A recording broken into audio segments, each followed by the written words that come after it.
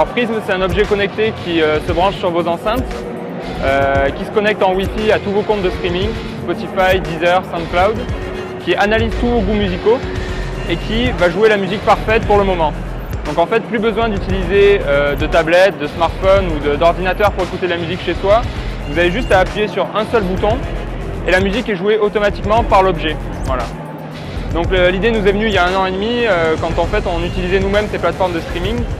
On s'est rendu compte que c'était assez complexe au final de découvrir de la nouvelle musique et d'écouter de la musique facilement chez soi.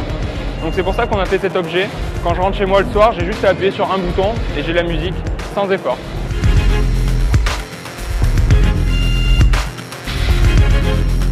Alors le prix, l'objet est en vente, est en précommande sur Kickstarter au prix de 119 $. Donc ça fait 95 €. Et le prix passera à 169 $, donc 130 € à peu près, d'ici à juin 2015. Alors on avait besoin de 70 000 $ pour lancer la phase de production.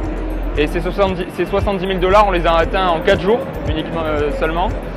Et du coup là on est à 100 000 $ à peu près de financement en 2 semaines de campagne, donc on est assez content.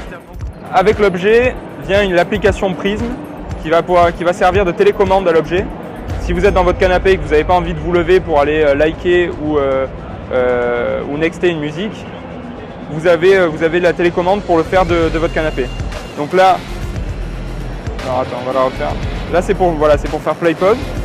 Vous avez ici le cœur et la croix qu'on retrouve sur l'objet. Vous avez le contrôle du volume et surtout ce qui est intéressant, c'est cette partie-là qui en fait permet de voir quel contexte a été détecté par l'objet. Donc là, les personnes présentes, voilà, l'objet a compris qu'il y avait Olivier qui était autour de l'objet. Le mode de musique, c'est-à-dire est-ce que c'est de la découverte ou est-ce que c'est uniquement mes playlists. Le style de musique qui est passé. Et enfin, le contexte de la pièce. Là, l'objet a compris qu'on était en train de travailler. Voilà. Donc vous pouvez interagir avec cette application pour modifier le contexte de l'objet.